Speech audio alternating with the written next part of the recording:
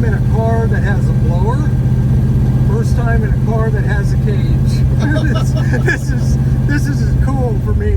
What's up everyone, I'm Dwayne and I'm a dude with an Autotude, and today I'm here with my friend Richard showing off his classic muscle car from the late 1960s. Leave a comment below if you know what I've got here beside me, but without further ado, let's get into it.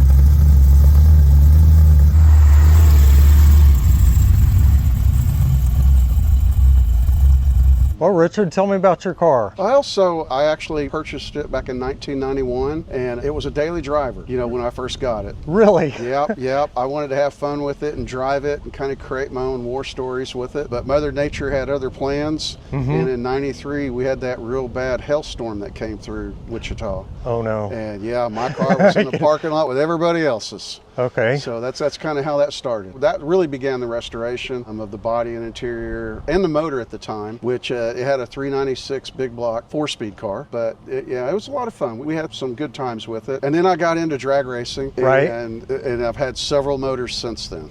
Well, I've seen some photos of it pulling the wheels off the line. Yeah. For a long time, I was a nitrous racer. And I had a lot of time racing on nitrous. I traveled with the car a little bit. I raced with the Clash of the Titans down in Texas. Oh, wow. And then I raced with NMCA, the National Muscle Car Association, and I won a couple of their events. I won the True Street event in Bowling Green, Kentucky. I think that was in 2004. Is that the furthest you've traveled? That was the furthest I'd traveled. But then I got an invite in, 2006 for Hot Rod Magazine's Pump Gas Drags. Oh, and, wow. Yeah, I got to go do that. I bet that was an experience. Yeah, that was really cool. That was a lot of fun. But we've had a lot of fun with the car, going to a lot of car shows, a lot of racing, but kind of got tired of the nitrous bottles and stuff, so I want to do something old school. Right. And naturally, that's where you see the old roots blower. Yes. So that's kind of where that came from. Growing up back in high school, one of my favorite movies is Hollywood Nights. That is my favorite. That is my favorite.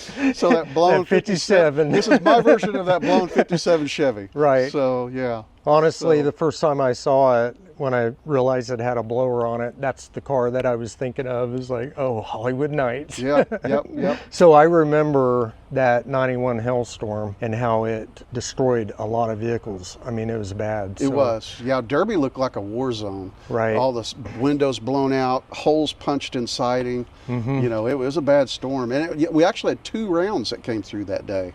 And the second round was just as bad as the first round. Well, it was so bad it looked like the ground was just full of snow. Yeah. I mean, what was that? Was it June, July? I don't remember the month. So it was during the summer, obviously. Yeah. But it was like, wow. I'd say probably in June is what I'm thinking. That might have been a blessing for you with this car to get you going on it. It did, because it did provide an insurance check to get it going. Right. Because I had full coverage. When I went to the appraiser for the damage, I took a bunch of restoration catalogs, like from year one, Osley, Chevrolet, that kind of original parts group. And I just laid all the catalogs on the hood and told them, here's where you'll find your prices. And I bet that was some research. So yeah, a little bit. So, but it wasn't all their State Farm's money. It was a lot of my money as well. Right. So exactly. Probably tenfold. But it got it going. Yes. Got it going to where it is now. Yeah, it's just I wanted something that kind of, once I got into racing, I kind of wanted something that resembled more of your real fastest street car stuff, where it wasn't a gutted out race car. Right. We tried to keep all the full interior in it and everything. Everything works on the car, including the horn, windshield wipers. It's a street car. It's a tag licensed street legal car. Yeah. So that makes it even sweeter. Yeah. Yes. So what do you have in it now? So what is currently in it now is a 572 cubic inch motor. It was a 565. I had a solid roller lifter come apart, and that was actually at my last drag race. Okay. And, yeah. So it sent a little bit of trash through the motor. So Jacob Novacek over at Novacek Machine, Right. he was able to save the block. We didn't have to sleeve anything, but we had to punch it out a little bit more. So that's what turned it into a 572. Well, that doesn't hurt it. Yeah, no, a little more. no. So, but it runs on pump gas. I've tried to go to Jump Start, use their 93 octane because it has 30% ethanol in it, which I'm hoping helps it run cooler, with the blower on. Right. It. Still struggling at times on a 100-degree day, to keep it cool, but yeah, even I don't like being in it when it's 100 degrees. No, it's not enjoyable to Yeah. drive around at 100 degrees. But I've just been slowly, working on it, changing different things, and just enjoying the car more now, as a driver. Yeah, get it out and then drive it. Yeah. Put it back. Yeah, pretty much. Yeah. So, Well, I noticed that, when you walk up to the car, that's the first thing I see. right. But the second thing I noticed is a roll cage Yes. and how nicely done it was. It matches the car and then has the matching soft covers. And, Right. It's like, wow, this thing's nice. Yeah, It's done so right.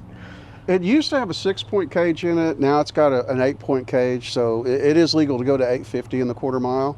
But I'm not 21 anymore, so I needed the swing out bars, Right. So I can get in and out of the seats a little easier. Right. So that makes it pretty nice. So yes, yeah.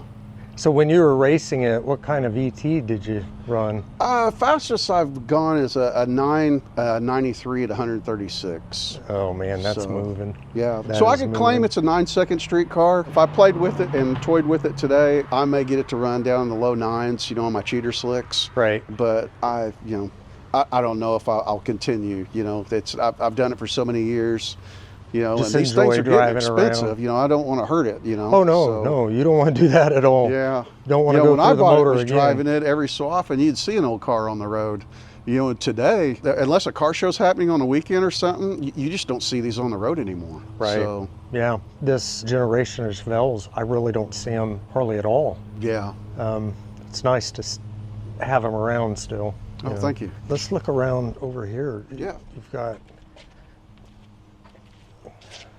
the original rallies on it. So, Are those yeah. the Corvette rallies? They are or Corvette rallies. The backs are a little bit different due to the fact that I wanted 10-inch wide rims. So that's what's on the back. So it gives it more of that correct stance, so to speak, that I'm looking for. Right. A little bit more of that deep dish or that depth look in it. Fills out the wheel wells nice. Yes, yes. And then of course the paint is a Harbor paint, Harbor blue. And it's actually off of a 56 Chevy Bel Air. Really? So yeah. Nice. Get a retro color on it. Yeah, we just kept it just one solid color, no two-tone, no pinstriping or anything. Well, I like it. Just I clean. Well, even the chrome breaking up the solid color. Yeah. The chrome vent wings and the rocker panel trim. It's really nice. But mechanically, about everything's been changed. We don't have the drum brakes anymore. It's got disc brakes all the way around. Oh, does it? Yeah, it's got a 12-bolt rear end. Only the rear end housing itself is original, because everything left is aftermarket. The axles, it's got a full spool in it, and then it's got an anti-roll bar kit that keeps the car level when it's launching, so you don't see it twisted, So and all that. Yeah. So that's lifting up. And yeah. So that really helps the car launch and get some better 60-foots. Looks like an original Chevelle Yeah. with some performance upgrades. A little bit. Even though you can't see like your axles and Right. all the stuff down there, Yeah. it looks all original. And then I tell people when they see the bench seat, because it's not a bucket seat car, it's a bench seat car. Right. So when they see that, they're like, well, how does that feel? And I tell them, I said, well, it's kind of like racing on your living room sofa. Well, you know what? I would have left the bench seat anyway Yeah. if it came out with it. I mean, Yeah. you don't see those. Yeah. A lot of people swap those out. Yeah, a lot of people back in the day, if they got a bench seat car, they wanted that sportier feel, so they wanted bucket seats. Right. So, and I get it, it kind of gives you a little more elbow room or whatever, but, I just got so used to it with the bench seat, I just never changed it. Well, it looks like an original car. Yeah, I mean, yeah. leave it all original and make it run. Kind of like the Hot Rod family sedan. Right, exactly. And it looks like you can still, if you can crawl over the bar, you can sit in the back. Yeah, everything's there. The armrests are there, seat belts. I kept it as original as I could in areas that I could, other than the performance factors. So, But the cage, that had to go in for, NHRA safety rules, right, in racing. Well, it doesn't hurt it. I mean, it just makes it look even cooler than what it is. Well, and one of the neat features about the roll cage is that when you open the door, you can also, that's where you can roll out the bar and get in and out of the car. Oh, yeah. Oh, So yeah. Yeah, that makes it better for people our age. Yeah. Not have to slide in, slide out, and then try to fit in between the steering wheel and the seat. Because before we added the Halo bar and everything in here, you had a solid bar, that came this way. So I'd have to crawl over the bar to get in and out every time. And Did you crawl in legs first or head first? Actually, you put this leg on the seal and you throw your other leg up underneath the seat as you do this. Okay. You kind of get a routine to get in and out. You get used to it. But then I went to Holzman's and I told Rob, I said, I need a little help here. I'm tired of climbing over this bar. Right. So they ended up finishing out the cage for me. Looks nice. Very nice. I got to give credit to a friend of mine, John Gilbert.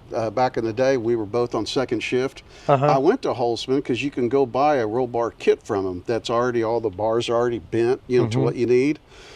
But you have to install it, cut it, weld it, all that. Yeah. So I was doing some of the cutting, but John was doing all the welding, and he helped me put in the back half of this roll cage. Oh, nice. So, well, what I like about it when I looked at it before and really looked in there is that it was kept really close to the headliner. Yes. And it's not pulled away. I mean, really, the only thing you see is the vertical one right here. And sometimes that's kind of hidden really when well. you roll the windows up. You got that line right here. Right. So that kind of hides it a little bit, It was done really well. Well, can we look under the hood? Yes, by all means. That's where the real fun is. That's where the,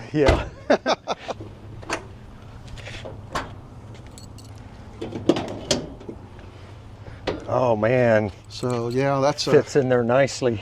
it's an old style, even though it's a big blower. It's 1471, and the compression is about 9-to-1. That's about the lowest I could get it with this cubic inch. The bigger the cubic inch gets, the harder it is to keep the compression. Ideal would be like 7.5-to-1. So what's the static compression that you have to start out with? Does it have to be way lower? No, it's a little bit higher than that. So that's why I got to run no less than 91 octane. Don't have any detonation issues or that kind of thing. So notice you have some bars stabilizing it. Yeah, we put that in as to help the motor mounts, because it's got solid motor mounts in it. But with all the instant torque from the Roots blower, I wanted to add some more rigidity to it. Right. So that's where I had these made. And they're on both sides. They're on both sides. Okay. Truthfully, the motor was the easy part. It's trying to keep it cool. So a lot of people don't see it, but we've got about 60 hours in this radiator core support, because the radiator, when you look down inside, you'll see that the hole has been slotted. It's wider. Okay, and we've cut stuff out, and we've had to re-weld the bottom cross member, and we pulled it forward almost to the bumper. So this radiator's moved in almost 1.5 to 2 inches. So that's forward. How you got it in there. Yeah. Plus we had to cut around this. The top of it is still stock looking, but those that don't know, this is cut here to make clearance for the radiator cap. Well, it's done very nicely. You know, it just doesn't look like it's been modified, unless you know what you're looking for, right? Yeah. You walk up to it. Yeah, but that core support's been heavily modified to try to make it look period correct, so to speak. I always like to see the AN fittings, and really makes it look even more race, Your distributor fits in there nicely. Yeah, that distributor, it's an MSD, but it's a small cap MSD, so it provides you better clearance behind a tunnel ram or a blower. Right. So then it's not close enough to where it'd start jumping somehow through the cap or. Yeah, and this is a forward setting Roots blower, so you can see this part of it here, how it's got a snout on it, so to speak. Yes. But they make a 1471 that's more aft mount, where the back end of it would be closer to the firewall. And if you went that route, you'd have to go to MSD, and they sell what they call a crab cap distributor. Kind of flat? It's flat, and the spark plugs come into the side. Oh, wow. So they have solutions for just about anything. Just about. Man, that thing fits in there. And the pulley that's on it, this is a big pulley, and the reason why it's on there is I'm trying to slow the blower down, to not move as much air. It'll run cooler on the street, so to speak. Right. So with this setup, with this pulley on it, it's only going to make about 4 pounds of boost. But because of how big the blower is and how large the cubic inch of the motor is, even at 4 pounds of boost, this is about 800 horsepower on pump gas. And then from there, I've got 3 more pulleys. I could change this out if I want to turn the wick up, so to speak. Right. So, just swap it out real quick, go for a run, switch it back. Very nice. What size carburetors? Those are 950 quick fuel carburetors, and Holly worked with me on it. Super nice people, because a lot of times when you look at quick fuel carburetors, the blocks are red in color.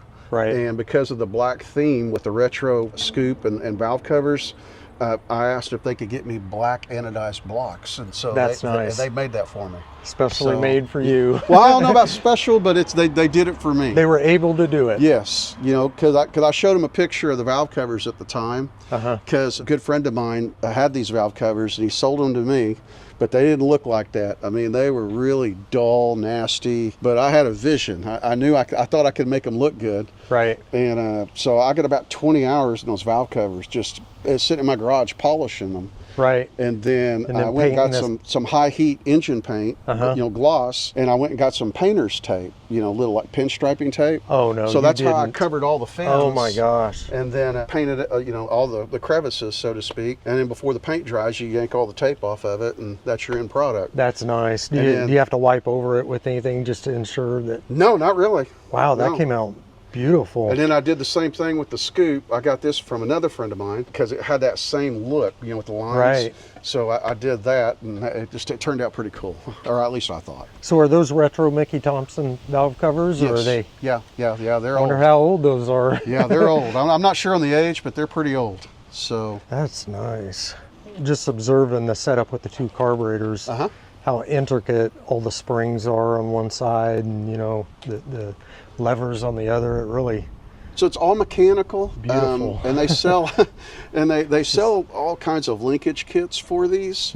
So it comes with a box with a whole bunch of parts. Not a lot of instruction because everybody's setup is different. So you just got to put it together and make the pieces work. Right. So that's very nice. AFR heads. Yes, those are 345 AFR heads.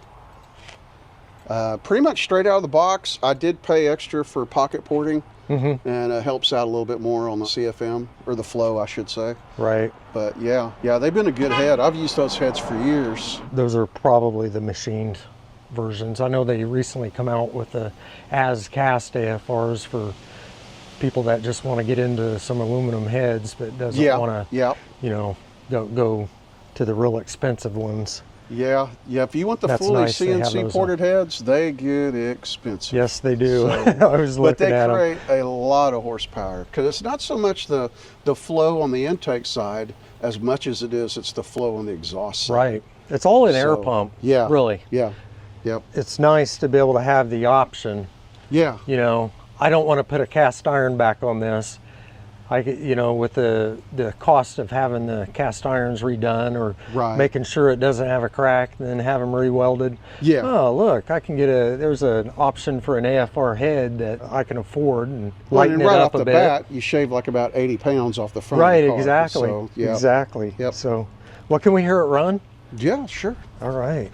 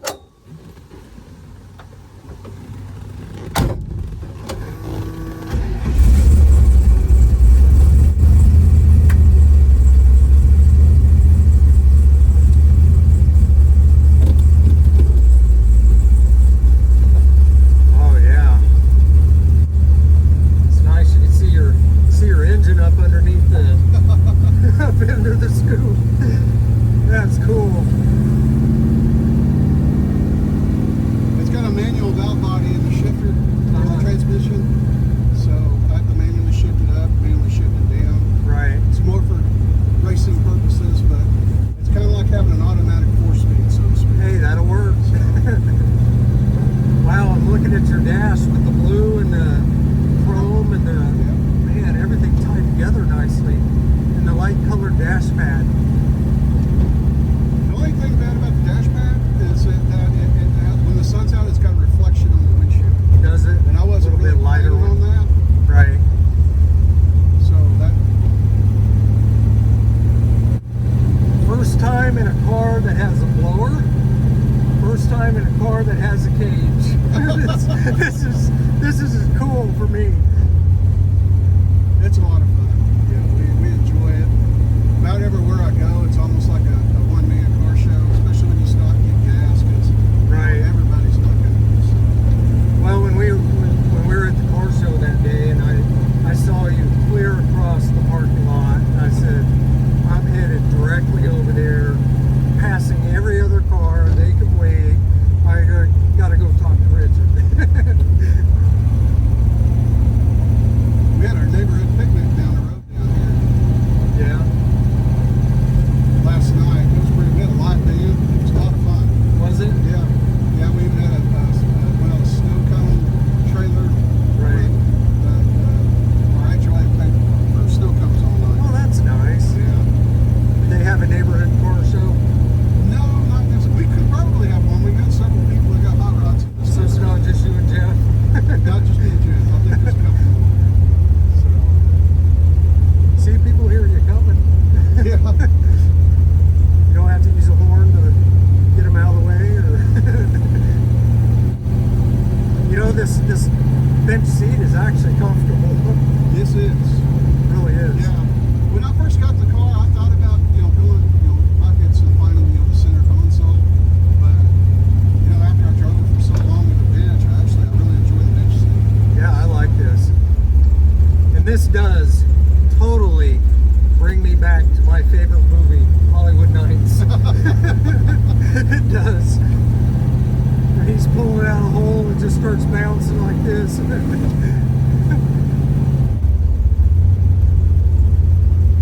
Oh man. And I like how the whole interior is finished with, this looks like a original car with a cage and I tried to keep it as clean as I could, so. yeah, it just done really well.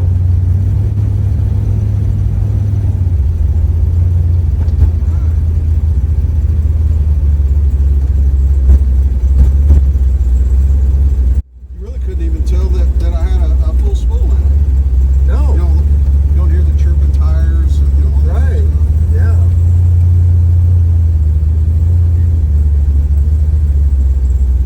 Did you drag Douglas any back in the day? I did. Yes, yeah. In this? Yep. Nice. Well, thanks, Richard. I really appreciate it. It's been fun talking to you about this, and that's been fun. That gives me chills every time you do that.